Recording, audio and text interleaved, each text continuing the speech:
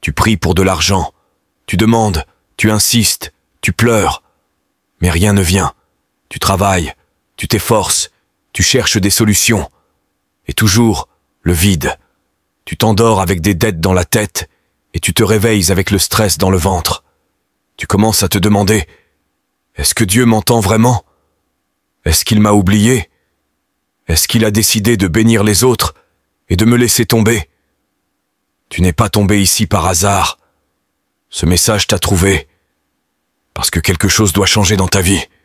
Reste jusqu'à la fin. Ta situation peut basculer aujourd'hui. Dieu t'a entendu. Il t'a vu. Il connaît ton besoin mieux que toi. Mais ce que tu ne sais pas, c'est que parfois, Dieu ne répond pas tout de suite parce que ta demande est trop petite pour ce qu'il veut vraiment faire en toi. Ce que tu veux, c'est de l'argent. Ce que lui veut, c'est transformer ta vie. Regarde le peuple d'Israël. Ils ont crié vers Dieu en Égypte. Dieu les a entendus, mais il les a emmenés dans le désert. Pourquoi? Parce qu'il ne voulait pas juste les libérer de l'esclavage extérieur. Il voulait aussi briser l'esclavage intérieur. La pauvreté d'esprit, la mentalité de victime, tout ça devait mourir avant d'entrer en terre promise. Tu demandes de quoi remplir ton compte. Dieu veut d'abord remplir ton cœur, parce qu'il sait une chose. Si l'argent entre avant que ton cœur soit guéri, ce n'est pas une bénédiction, c'est une malédiction. L'argent entre dans les mains d'un homme perdu, il s'autodétruit. Mais l'argent entre dans les mains d'un homme sage, il construit. Tu penses que l'argent est la solution à ton mal-être. Non, l'argent ne change pas un vide intérieur. Il l'habille, il le déguise. Mais la nuit, quand le silence revient, ce vide crie encore. Dieu ne veut pas que tu sois riche dehors et pauvre dedans.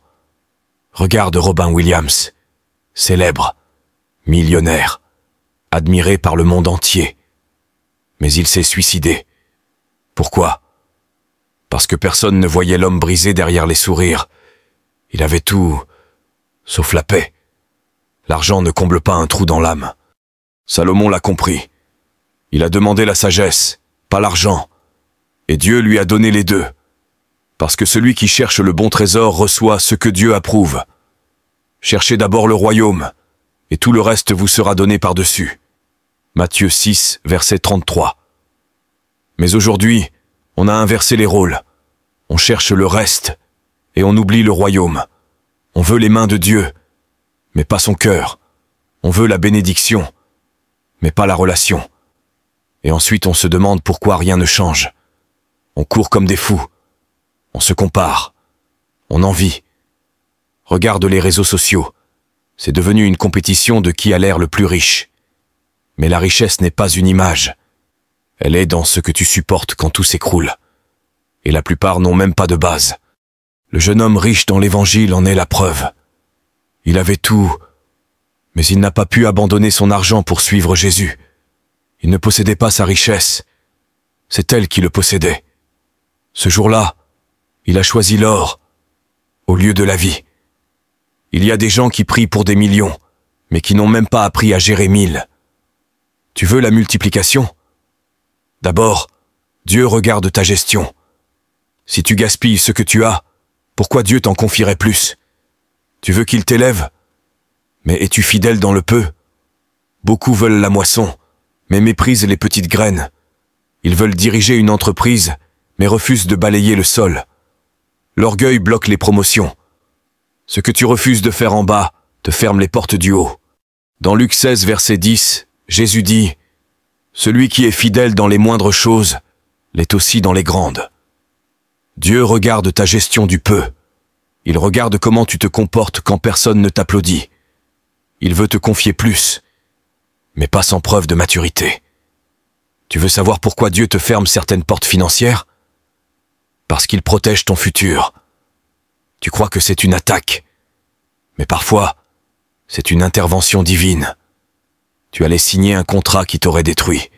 Tu allais t'associer à quelqu'un qui t'aurait vidé. Alors Dieu a dit non. Steve Jobs s'est fait virer de sa propre entreprise chez Apple. Humiliation mondiale. Mais plus tard, il dira que c'était la meilleure chose qui lui soit arrivée. parce que ça l'a recentré.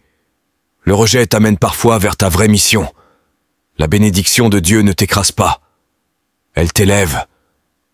Elle n'ajoute pas du stress, elle ajoute de la paix. La bénédiction de l'Éternel enrichit, et elle ne se fait suivre d'aucun chagrin. Ce que Dieu donne, il le donne bien. Il prépare ton cœur avant ta maison. Tu peux courir après des projets pendant des années, mais si Dieu n'est pas dans le fondement, tout s'écroulera. C'est comme bâtir sur le sable. Le jour où la tempête viendra, tout tombera. Jésus a dit que le sage bâtit sur le roc, pas sur les tendances, pas sur les émotions, sur la parole. Tu veux que ça dure? Commence par obéir. Tu vois les gens autour de toi s'enrichir, et tu crois que Dieu t'a oublié. Mais tu ne sais pas ce qu'ils ont sacrifié pour ça. Certains ont vendu leur âme. D'autres vivent dans le luxe, mais meurent de solitude. Regarde les stars qui tombent dans la drogue, le suicide, la dépression. Tu crois qu'ils vivent? Ils brillent. Mais de l'extérieur, dedans c'est l'enfer. L'homme riche et Lazare dans Luc 16. Le premier avait tout, mais a fini tourmenté. Le second n'avait rien, mais a fini consolé. Dieu ne regarde pas ce que tu montres. Il regarde ce que tu caches. Ce que Dieu veut, c'est que tu comprennes que l'argent n'est qu'un outil. Ce n'est pas un but. Ce n'est pas un Dieu. Il veut que tu serves, que tu bénisses, que tu construises. Pas que tu accumules pour t'enfermer dans la peur de perdre. Henry Ford disait « Les 2 hommes les plus pauvres du monde sont ceux qui n'ont que de l'argent. » C'est vrai. La pauvreté d'âme est plus douloureuse que celle du portefeuille.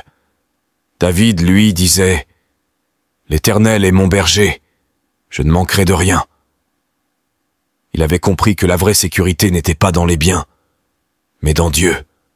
Dieu ne veut pas juste te donner de l'argent, il veut faire de toi un canal, pas une citerne. Ce qu'il te donne, c'est pour les autres aussi. Le jour où tu comprends ça, le ciel commence à s'ouvrir. Regarde Bill Gates. Aujourd'hui, il donne plus qu'il ne gagne. Pourquoi? Parce qu'à un moment, il a compris que la richesse la plus puissante, c'est celle qui circule. Abraham est devenu une bénédiction pour des générations. Parce qu'il a compris que tout ce que Dieu lui confiait devait aller plus loin que lui. Il a été choisi pour que d'autres vivent. Tu n'as pas été créé pour payer des factures et mourir. Tu n'as pas été créé pour courir après l'argent toute ta vie. Tu as été créé pour porter du fruit, pour marquer cette génération. Mais tant que tu ne sais pas pourquoi tu vis, tout ce que tu fais perd son sens. Combien de gens sont morts riches, mais vides? Leur nom n'a rien laissé, parce qu'ils ont vécu pour eux-mêmes. Et un jour, la tombe leur a tout repris. Dieu dit, « Donne-moi ton cœur, et je m'occuperai du reste. Cherche-moi, et tu vivras. » Tu veux que Dieu t'ouvre les portes de la richesse? Donne-lui d'abord les clés de ton cœur. Parce que le vrai trésor, ce n'est pas ce qu'il met dans ta main, c'est ce qu'il change en toi. Et quand il voit que tu es prêt, il te confie ce que tu ne pouvais même pas imaginer. Regarde bien ce que Dieu fait dans ta vie. Même dans les silences, il agit. Même dans les retards, il construit. Même dans l'attente, il t'équipe. Tu n'es pas abandonné. Tu es en cours de transformation. Ce que tu vis maintenant, c'est une école. Et bientôt, tu vas passer au niveau supérieur. Mais maintenant, écoute-moi bien. Si ce message a touché ton cœur, ne garde pas ça pour toi. Abonne-toi. Partage cette vérité. Et surtout, reste connecté. Parce que ce n'est que le début. D'autres vérités arrivent. D'autres révélations. D'autres percées. Et si tu veux être prêt, alors engage-toi. Et reste fidèle. Tu n'es pas là par hasard. Ce message t'a trouvé pour une raison.